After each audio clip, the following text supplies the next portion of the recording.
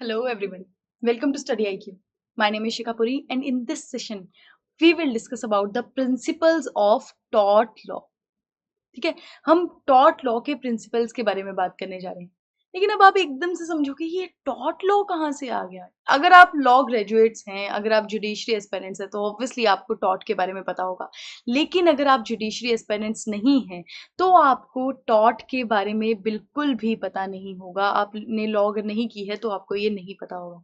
तो आज हम जानने वाले हैं कि ये टॉर्ट क्या है और इसके अंदर बहुत ही ज़्यादा बेसिक जो प्रोविजंस है, बहुत इंपॉर्टेंट प्रोविजंस है आपके लिए, वो दी गई हैं, उसको हम अच्छे से जानेंगे। ठीक है, तो सबसे पहले मैं आपको बता दूं, देखिए हमारा एमपी जुडिशरी जो है वो बहुत ही एमपी जो जुडिशरी का जो एग्जाम है वो बहुत नज़दीक है। उसी के लिए हमारी top legal faculties of Study IQ उन्होंने आपके लिए टेस्ट सीरीज बनाई है, जिसमें we are giving 7 mock test. ठीक है, तो आपको 7 मॉक टेस्ट मिल रहे हैं और जो प्राइस है वो बहुत ही नॉमिनल है। आप जो वेबसाइट पर है चेकआउट कर सकते हैं।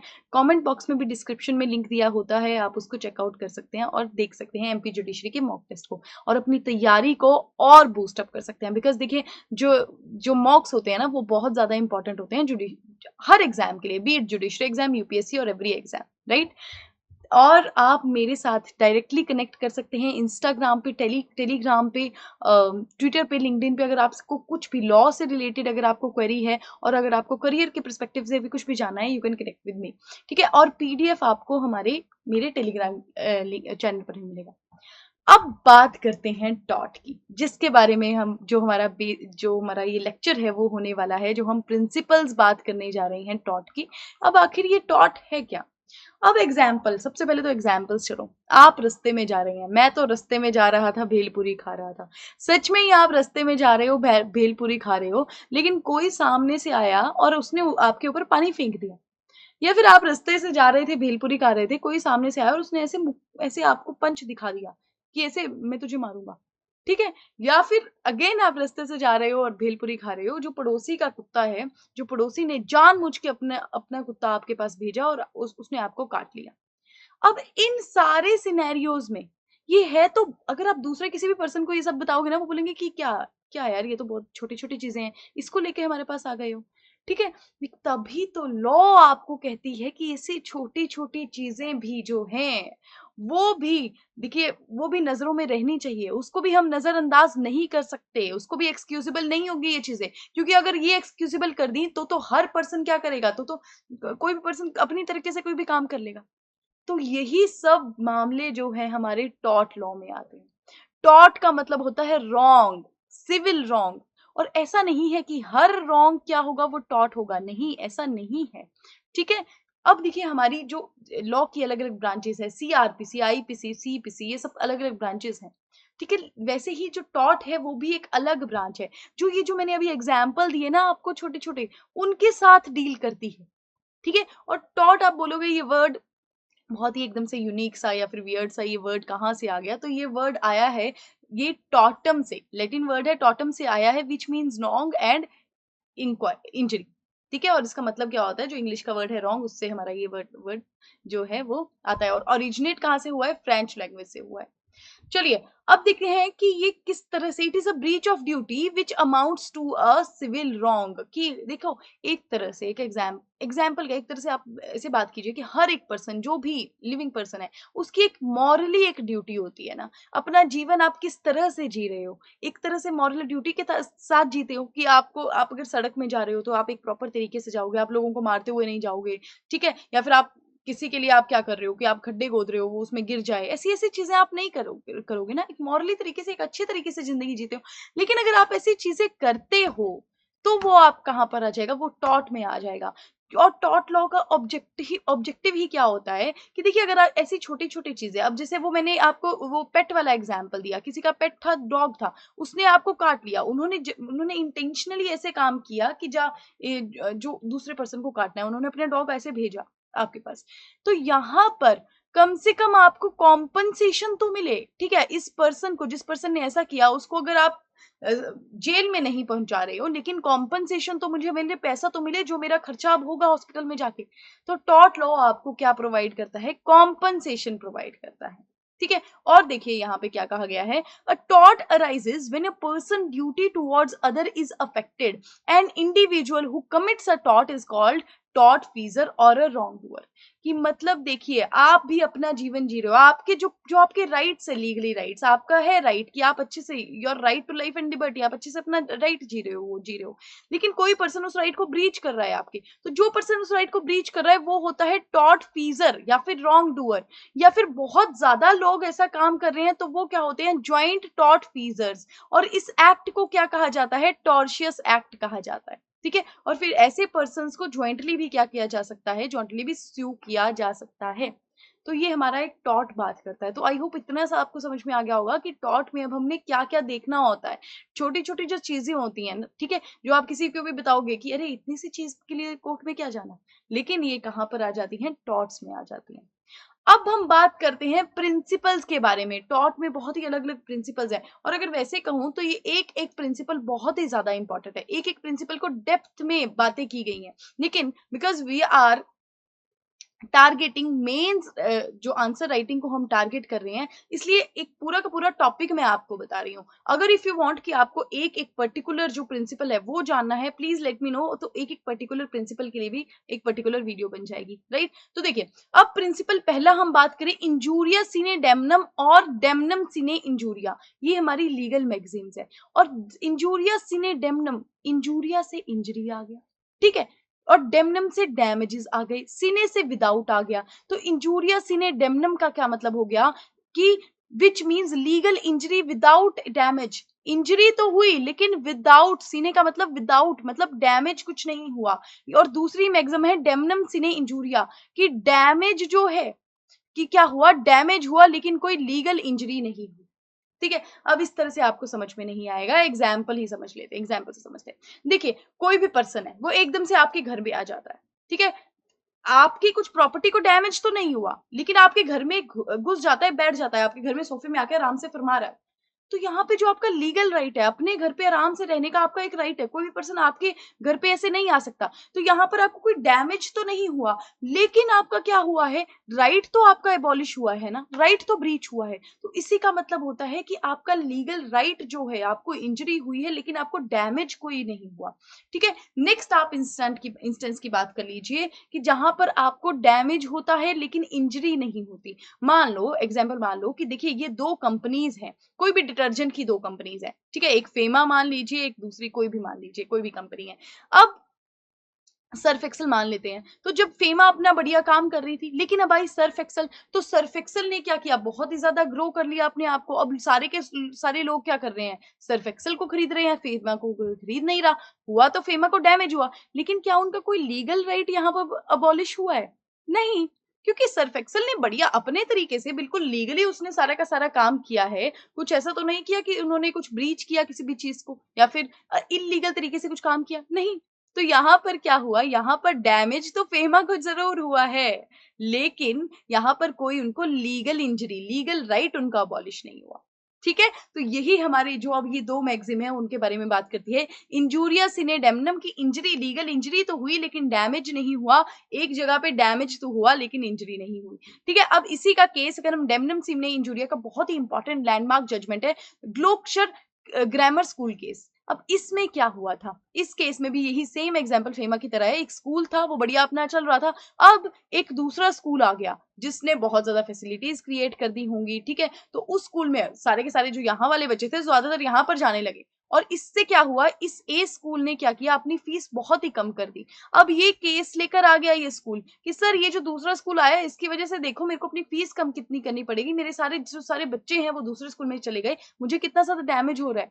लेकिन यहाँ पर कोर्ट ने क्या कहा, कोर्ट ने कहा कि सर ठीक है आपको डैमेज तो हुआ लेकिन आपका कोई लीगल राइट, लीगल इंजरी आपको कुछ भी नहीं हुई है, तो यहाँ पर कॉम्पनसेशन आपको बी स्कूल नहीं देगा, राइट। और सेकंड जब केस है हमारा इंजूरिया सीने डेमनम, की इंजरी हुई लेकिन डैमेज नहीं हुआ, ठीक है, यहाँ पर एशबी वर्सेस वाइट का केस है बहुत इंपॉर्टेंट। यहाँ पर जो ए पर्सन है वो वोट देने जा रहे थे, लेकिन उनको वोट देने से रोक दिया गया, ठीक है, लेकिन जिस भी पार्टी को उन्होंने वोट देना था वो जीत भी गई, लेकिन उनको रोका तो गया ना अपने वोट देने से, उनका राइट तो ब्रीच किया गया ना।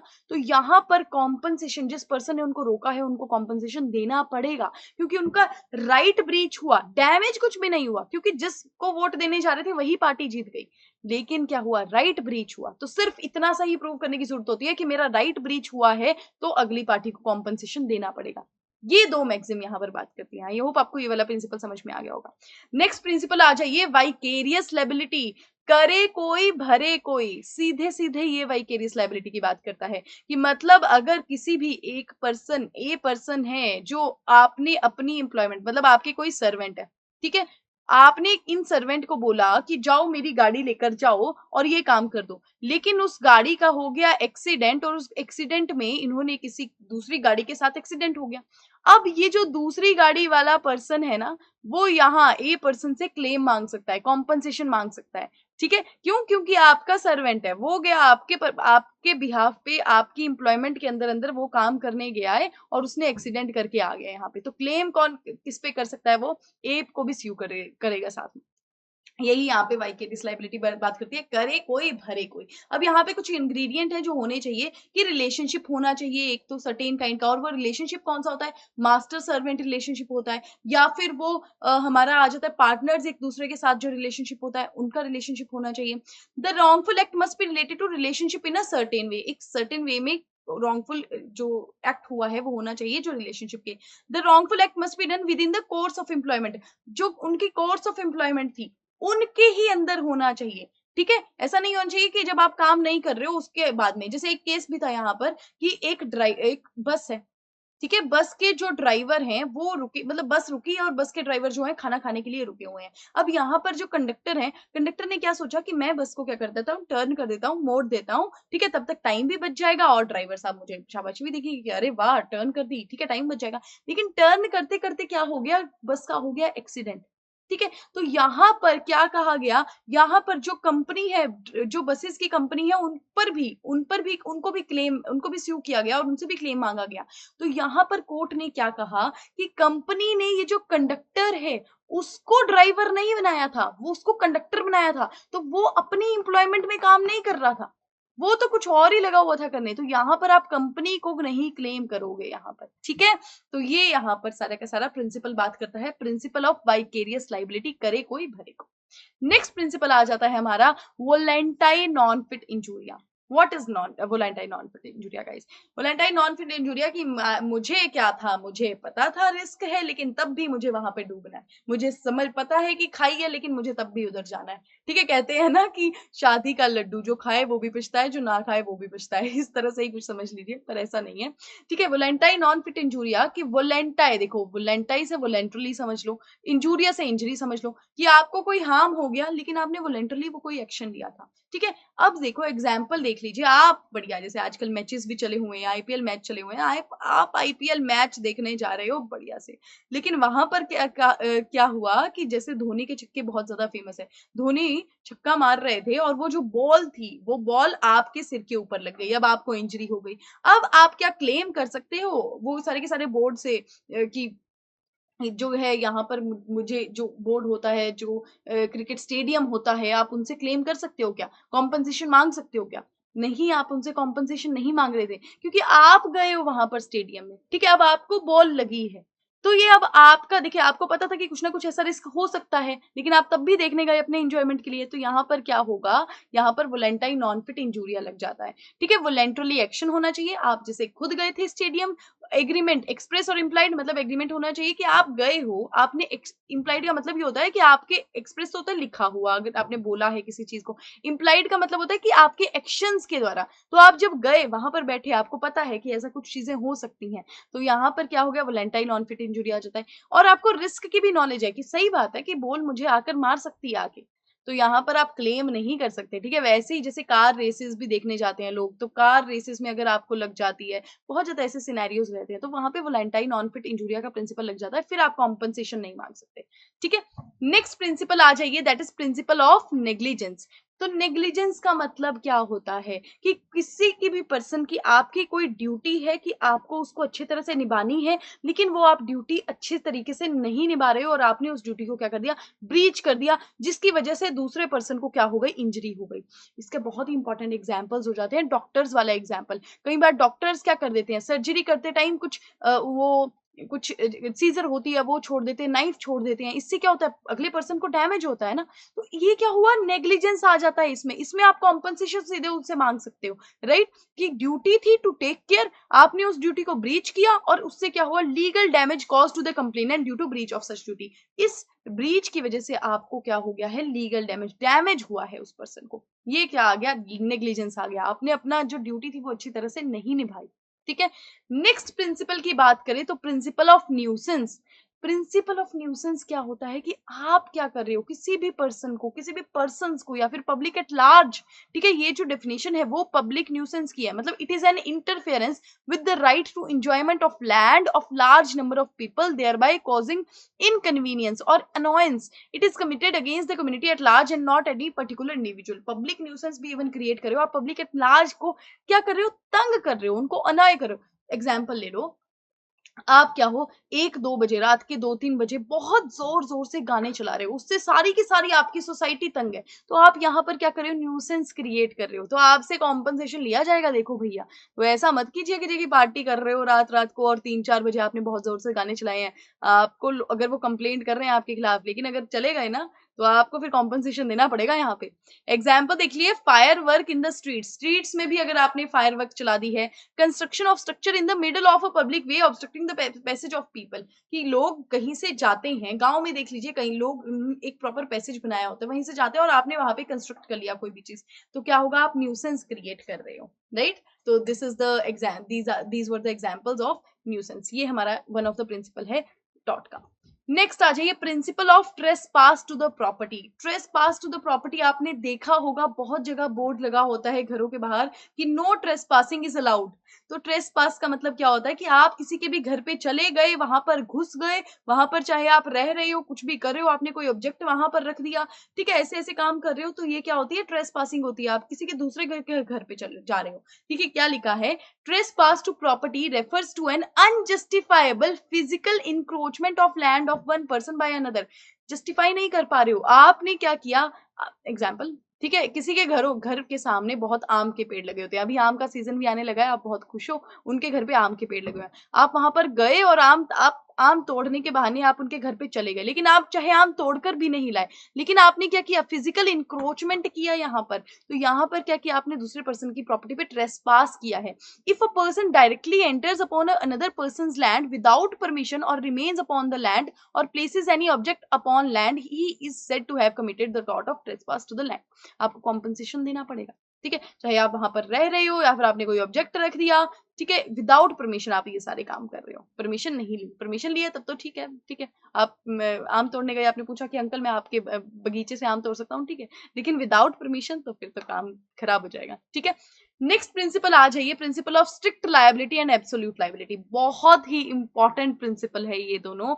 और देखिए, मैंने पहले भी आपको कहा था कि हम एक तरह से बेसिक कवर कर रहे हैं प्रिंसिपल्स का, ठीक है, ये सारे के सारे प्रिंसिपल बहुत डेप्थ में भी बात करते हैं, अगर डेप्थ में करना होगा I will make the separate video, please let me no.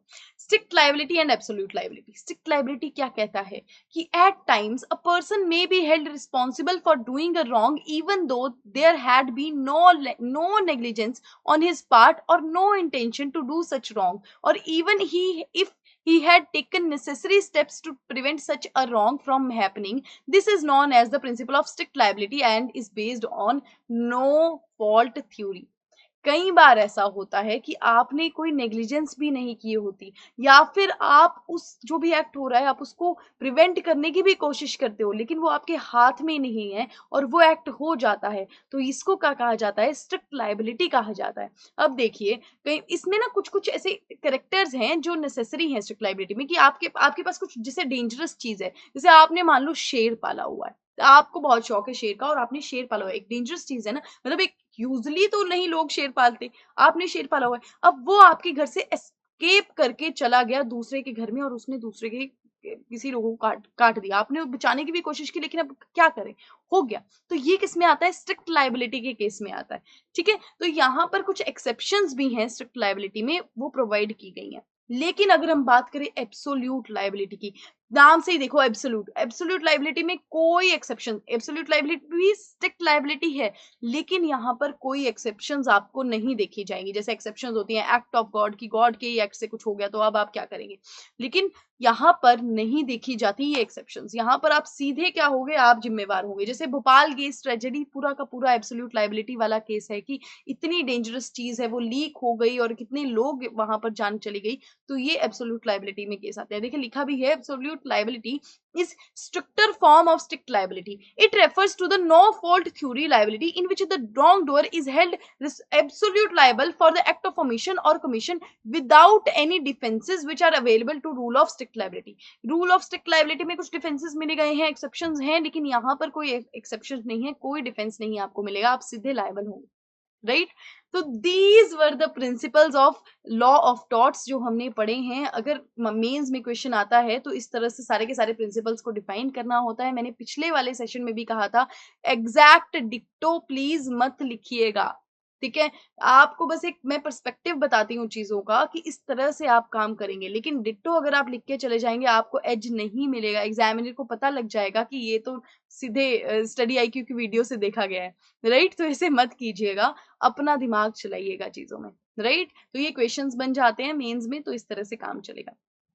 तो चलिए आज के सेशन में इतना ही, नेक्स्ट सेशन में आपसे मिलते हैं, तब तक अपना ध्यान रखिए, मेजरली अपनी हेल्थ का ध्यान रखिए। Thank you so much guys.